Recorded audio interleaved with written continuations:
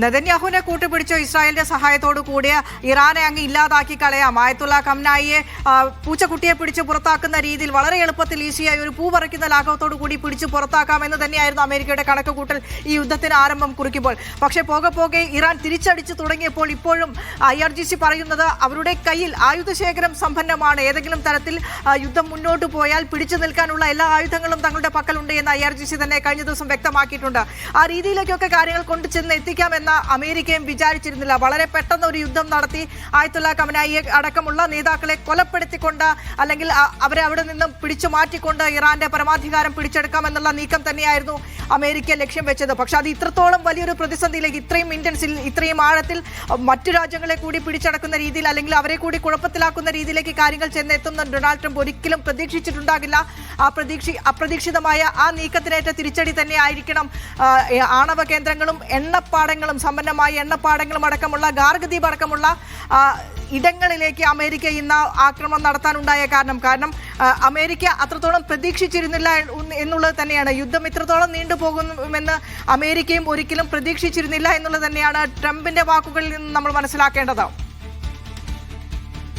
തീർച്ചയായിട്ടും വിനീഷ, കാരണം യുദ്ധത്തിന്റെ ലക്ഷ്യങ്ങൾ എന്ത്, യുദ്ധത്തിലൂടെ എന്താണ് അമേരിക്ക ലക്ഷ്യമിടുന്നത് എന്ന ചോദ്യത്തിന് തുടക്കത്തിൽ അമേരിക്കൻ പ്രസിഡന്റും അതോടൊപ്പം തന്നെ ഇസ്രായേൽ പ്രധാനമന്ത്രി നെതന്യാഹുവും മുന്നോട്ട് വെച്ചത് ഒരു ഭരണകൂടത്തിന്റെ ചേഞ്ചാണ്. കാരണം ഒരു റെജീം ചേഞ്ച് എന്നത് ഏറ്റവും അനിവാര്യമാണെന്ന് വ്യക്തമാക്കി.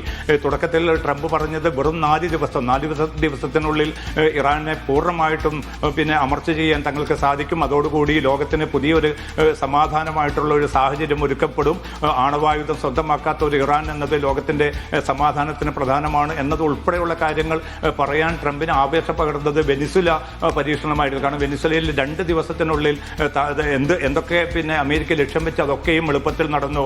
പ്രസിഡന്റിനെ അറസ്റ്റ് ചെയ്ത് അമേരിക്കയിലേക്ക് കൊണ്ടുവരാൻ സാധിച്ചു.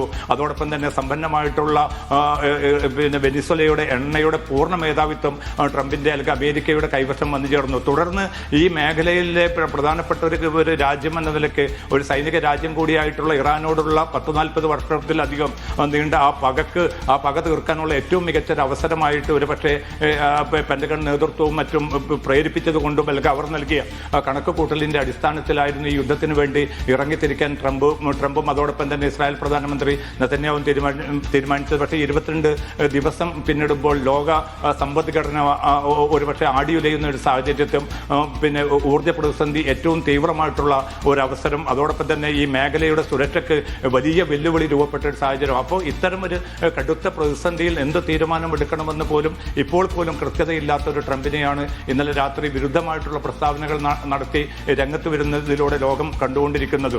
ഇനിയുള്ളത് മാന്യമായിട്ടുള്ള ഒരു പിന്മാറ്റമായിരിക്കണം. ആ പിന്മാറ്റം എന്നതുപോലും കൂടുതൽ ശക്തമായിട്ടുള്ള ആക്രമണത്തിലേക്ക് നീങ്ങുമ്പോൾ അതിന്റെ തിരിച്ചടി ഈ മേഖലയിൽ മാത്രമല്ല ലോകതലത്തിൽ തന്നെ ഉണ്ടാകുമെന്ന വലിയ തോതിലുള്ള ഭയാശങ്കകളാണ് ഇതിലൂടെ രൂപപ്പെട്ടിരിക്കുന്നതും. വിനീഷ.